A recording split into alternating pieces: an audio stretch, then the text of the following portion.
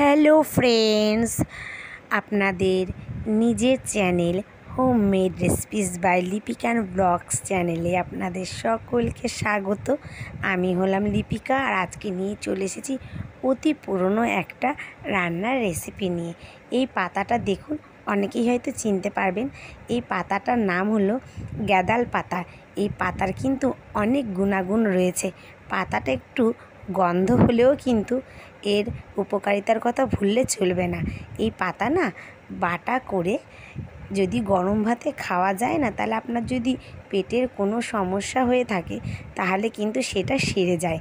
আর এই পাতা কিন্তু বড়া খেতেও ভীষণ ভালো লাগে। আজকে আমি আপনাদের এই গ্যাদাল পাতার বড়ার রেসিপি করে দেখাবো। আমি পাতাগুলোকে আগে ধুয়ে নেব। ধুয়ে নিয়ে দেখুন আমি কুচিয়ে নিয়েছি। ঝিরিঝিরি করে কুচির মধ্যে দিয়ে দিলাম হলো বেসন। অনেক বেসন দেবো না, তাহলে মনে হবে বেসনের বড়া খাচ্ছি।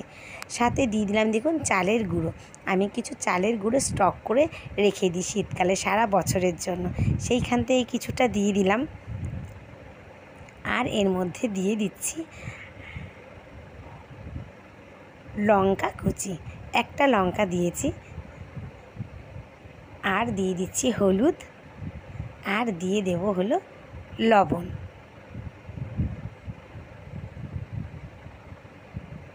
এইবার এই বড়াটার মধ্যে স্বাদ আনার জন্য এর মধ্যে আমি আর একটা জিনিস অ্যাড করছি, সেটা হলো চিনি। যে কোনো বড়াতে একটু চিনি দিলে না খেতে ভালো লাগে।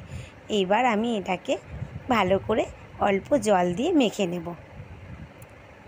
দেখুন আমি মেখে নিয়েছি। এটাকে না আমি আধ ঘন্টা রেখে দেবো, তাহলে চিনিটাও গলে যাবে আর পাতাটাও খুব সুন্দর মজে একেবারে বেসন আর চালের সাথে মিশে যাবে।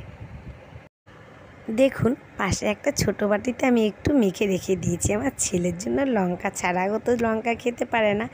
আর পাশে ওভেনে আমি কড়াই বসিয়ে দিয়েছি। কড়াই গরম হয়ে গেছে, দিয়ে দিয়েছি তেল।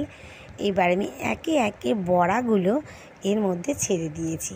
বড়াগুলো কিন্তু আমি একদম আস্তে দিয়ে দিয়েছি। আস্তে আস্তে ভাজা, বেশি আগুন দিলে না ওটা পুরো কালো হয়ে যাবে। যেহেতু এমনিতেই সবুজ পাতা, একটু ভাজা হলে না দেখবেন একটু কালচে কালচে দেখায়। এটা আমি কিছুক্ষণ হতে দেব, তারপরে আমি এটাকে উল্টে দেব। দেখুন ফ্রেন্ডস, আমি বড়াগুলো উল্টে দিয়েছি। আর কিছুক্ষণ রেখে আমি এই যেই সাইডটা উল্টে দিয়েছি সেটাকে আমি সুন্দর করে ভেজে নেব। আর এই বড়াটা কিন্তু ভীষণ ভীষণ খেতে ভালো। আমি আপনাদের বলবো এটাই যে আপনারা বাড়িতে অবশ্যই এটা ট্রাই করে দেখুন। আশা করছি আপনাদের ভালো লাগবে। আমি বড়াটা নামিয়ে নিয়েছি।